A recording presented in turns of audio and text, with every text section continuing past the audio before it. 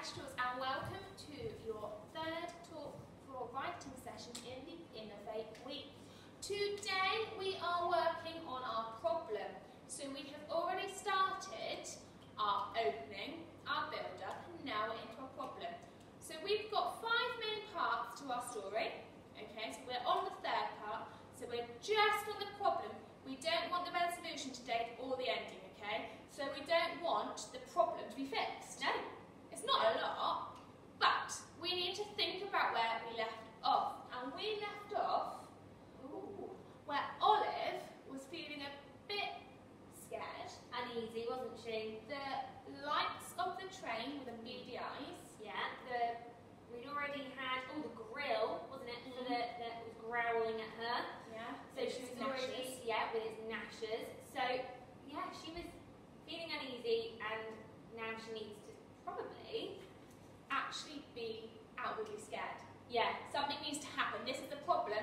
What she feared all along, we don't know what she feared because we kept that hidden from the reader because we want them to question it. So we need things to come alive.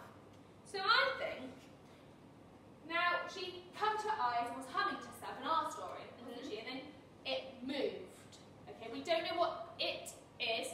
Obviously, as writers, we know it was that train carriage. But if we didn't tell you, you wouldn't know. You could have guessed, but you wouldn't have known. So we are going to start off. She's unpicked up her, she's fearful, she's seen this. Now I don't think things are going to move quickly. No, and it moves slowly in the original text with Omar. It was slowly, so slowly. So we don't want to copy that. So maybe we can think of a synonym for slowly, like gradually. Gradually, so gradually? Yeah. Okay, what we need a comma after that because we're opening. So gradually, so gradually. I don't think one thing is scary. Yeah, it might be scary, but in our opinion, it's a big train. It won't move very fast. I think we need a second threat. I think that we need something coming from somewhere that you don't expect it. And I was thinking underground. Oh, yeah, below her, something from beneath.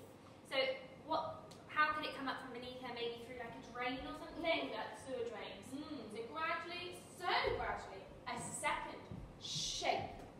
Don't tell the reader what it is yet. A second shape appeared. And we've got alliteration there.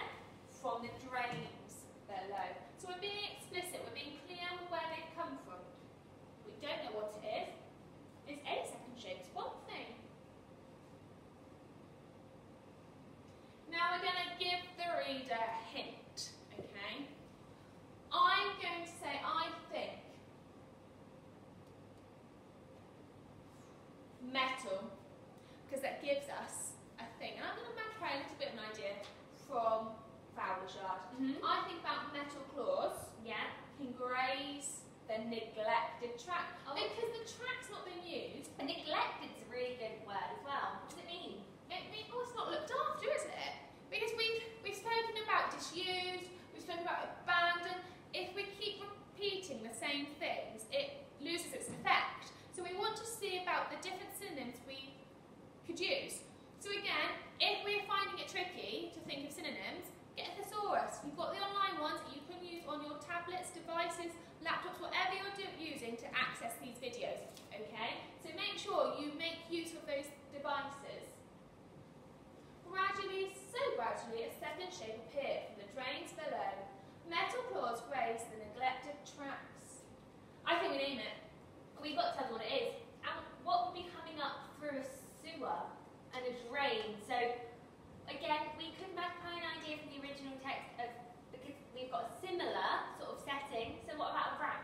Yeah, because they're quite scary, because they're quite dirty, quite infested. So yeah, it would add to the story. We don't want it to be the size of a mouse, like a small rat. We want to make it large, don't we? But not unbelievably large. No. Just something that's going to seem scary. Sometimes people say rats as big as cats. Oh, yes. So we could say what it is. So we need to say it, and again past tense. So it was a rat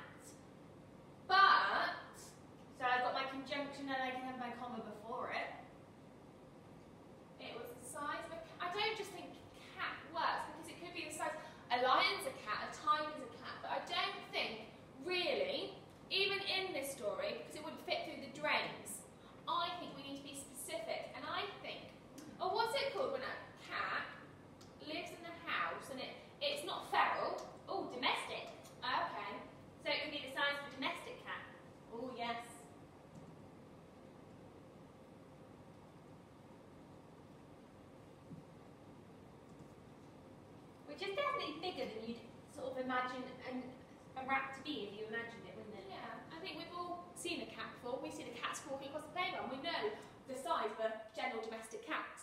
Now, we've spoken about the setting a bit. I think it's a bit of the time to talk about Olive again. And how she's feeling. Maybe we could use a similar idea from where we've maybe spoken about outside-inside contrast before, for how Olive's feeling. So outside, what could her body be doing outwardly?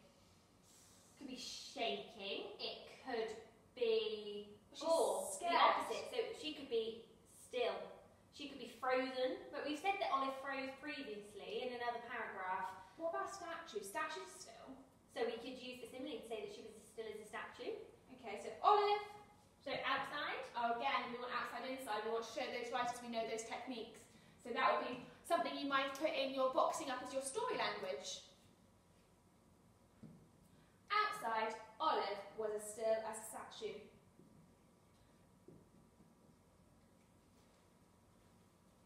But inside, she's still, okay, so we're contrasting because we put but. So we're using a contrasting opinion.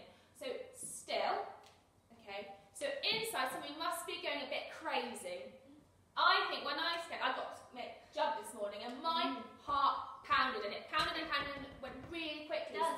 It could be pounding, it could be thudding, it could be racing, it could be doing lots of things, but I like pounded. Yeah, but inside, again, past tense. We are writing in past tense. We should not be switching between our tenses in our story. Okay, it's got to be the same. And instead of repeating Olive again within the same sentence, I've used a pronoun of her heart pounded. Now, one rat isn't particularly scary, in my opinion. When I read Fowler's Yard, I thought that idea of a rat army was quite scary. And I think actually we can magpie it. We can.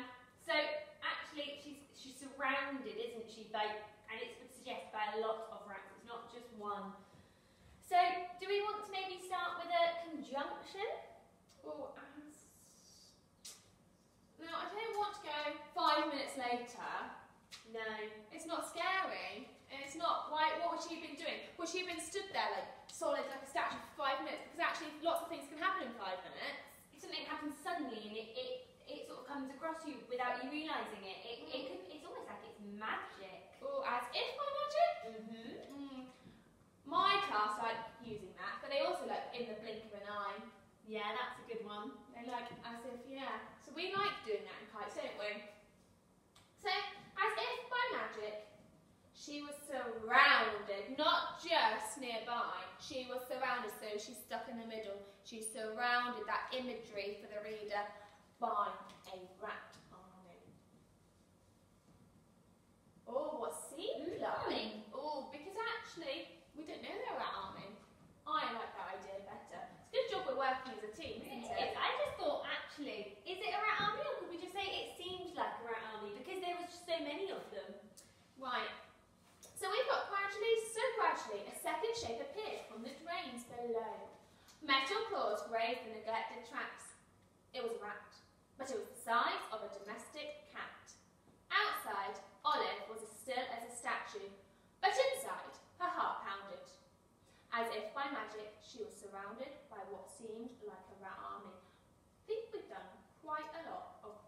I think we need a new paragraph. I do, because otherwise if we keep writing, it's just too long and actually it's not specific and we won't show that we understand that we need to change the idea a little bit. And we do. We need Olive to get out of this situation. We need her to be looking for an escape route. We need her to be looking for a way out and a way to get safe.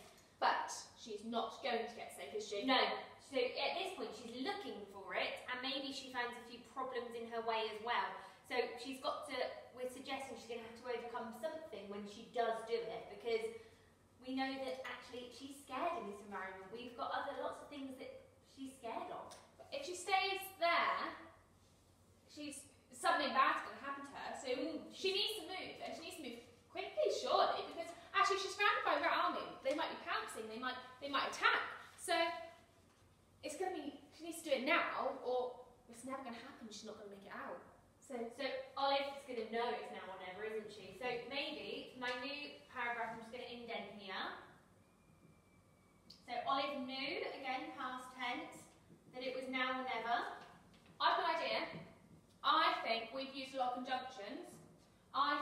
join our two clauses together with a semicolon. Ooh, yeah, range of punctuation in there. Olive knew that it was now or never.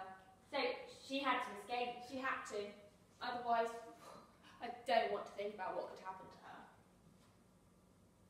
Again, we're not going to tell the reader what's going to happen to her. It's a fear story. We know that in the end, it's going to be okay. So we can't do anything too bad to our character. Because otherwise, that's the ending of our story. We're in the problem, okay? Olive knew that it was now or never. She had to escape.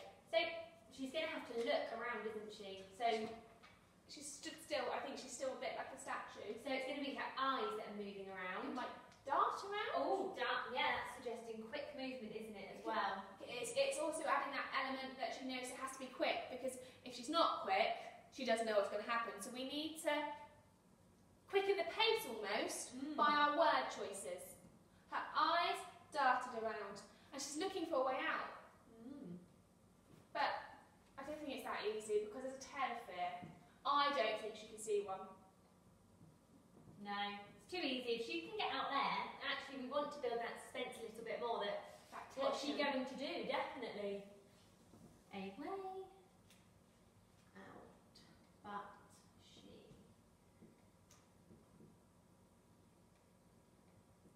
Couldn't find one or couldn't see one? See one. And that's linking with the idea that her eyes were darting around. Oh, are we missing a piece of punctuation in that sentence? Oh, we could have a comma, couldn't we, before our but? Is that what you're thinking? That's what I was thinking. So we could have her eyes darted around, looking for a way out, but she couldn't see one. So I think, okay, she's going to have to, she can't see one, she knows she's got to be brave. I think she's going to have to move now. I think she's going to have to seek it out. She's going to have to sort of, if she's seeking something, she's going to have to become that sort of person that's looking for prey, so that sort of predator sort of hunting for something. Also, she's got to hunt one out. Yeah, I think so. So she hunted? Because we're past tense again.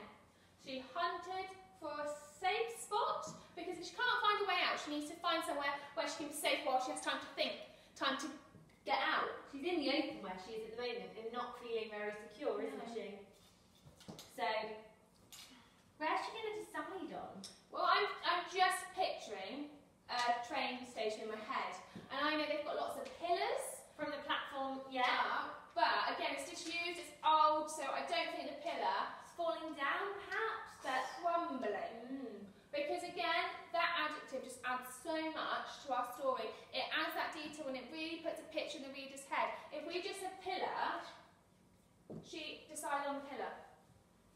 I don't get an image in my head. It might just be, I almost think, when I say pillar, I'm kind of think of platform 9 and 3/4 in Harry Potter. And that's quite exciting and I really want to go. You do, don't you? But I'm scared of the tale of fear, so think about your words. And it suggests that, although it might be a safe spot because maybe she's sheltered, actually it's still not a safe spot because it might crumble down and it might actually expose her. So is it safe? Exactly. It's the safest spot she can locate, so maybe she just has to go for it. I don't think that actually that's got enough fear in it. I think the pillar has to be located somewhere she doesn't want to go.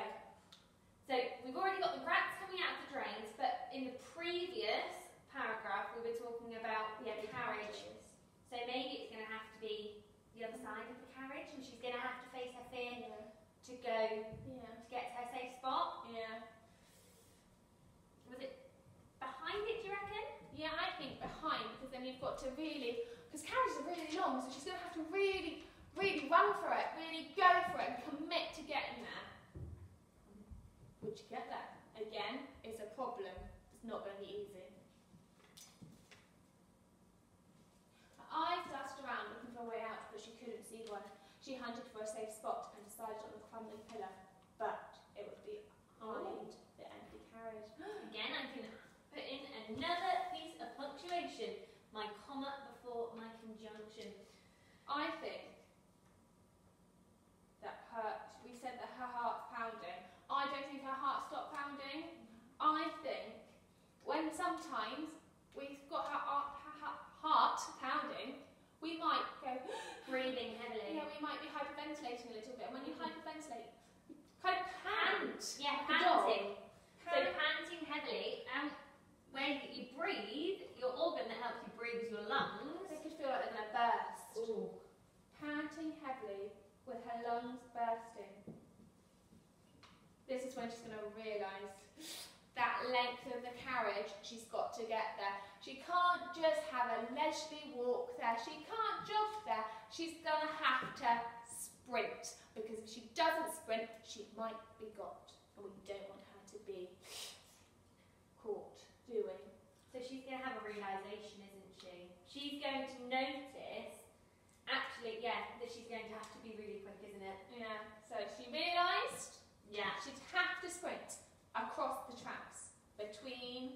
Now, we said earlier that we wanted to change our vocabulary. We said neglected, because I want to use abandoned. I can use it twice, and I think it fits better here than it would have up there. I think the tracks are abandoned, across the abandoned tracks. The abandoned tracks or the tracks between the abandoned carriages? Ooh! So actually I could expand my sentence a little more, saying the tracks had the carriages on it. I think that would work better. Because again, just really trying and thinking about the conversations you're having, talk to yourself about it. We're talking between each other to help us. How can you help yourself? Say your ideas out loud. Now, we need to know that our problem can't go on forever. No, we're going to have to start looking towards a resolution, aren't we? Not writing it today, but looking towards how we're going to start linking our ideas towards the end of this paragraph to the start of our next paragraph. I think we just need one more sentence. I think she can probably see the resolution, but it's slightly out of reach. She can't quite get there. And I think we spoke about how dark was scary. So something that's light. Yes, we need to bring her back to light, don't we? So maybe in the distance, because it's not there yet. She's not in that safe spot. So far in the distance? Yeah, because I don't think it's close, because actually that's just revealing it's too easy to get there. We need to make a problem. Far in the distance, opener, comma. There's street lights of safety beckoned.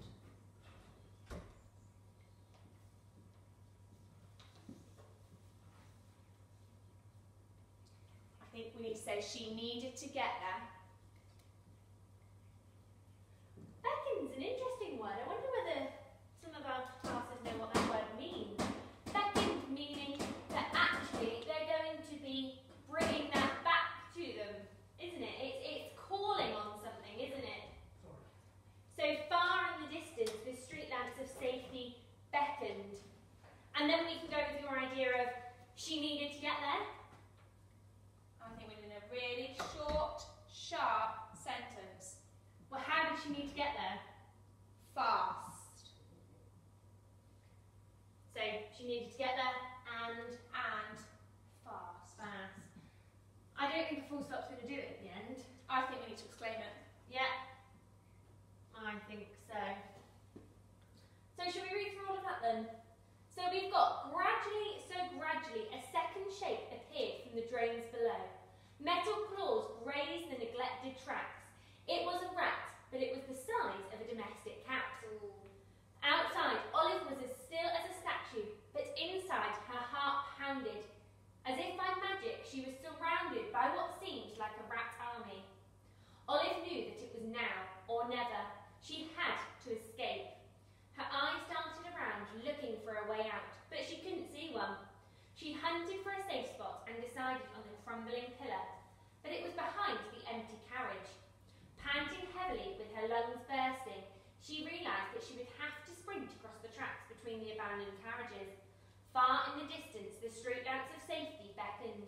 She needed to get there, and fast. That has really put some suspense. That last bit in the paragraph, you're going, is she going to get there? I hope so, but we're going to have to wait until Monday's video to see that one, aren't we? So, we will get there on Monday, but we really hope that you can work super hard with your problem, okay? Making sure you don't go to the resolution, don't fix the problem yet, but also linking back to your ideas from before, okay? Thinking about all of those things that we've spoken about, and maybe adding that second shape that's going to be scary in there, using that range of punctuation. It doesn't have to be one either. No, we can add more. If you want to add another paragraph, like we've chosen a couple of paragraphs each day to demonstrate different skills to you, but again, as long as it's all a problem, it doesn't matter how much you write, really. Exactly. So, think about the key skills that we put in today, your range punctuation, your show not tell, your character description, how she's going to get there, your choice of adjectives, and it'll be great. Okay, we can't wait to read them, okay, and we will obviously then be selecting some to read in our welcome videos as well. So make sure you send them through to us.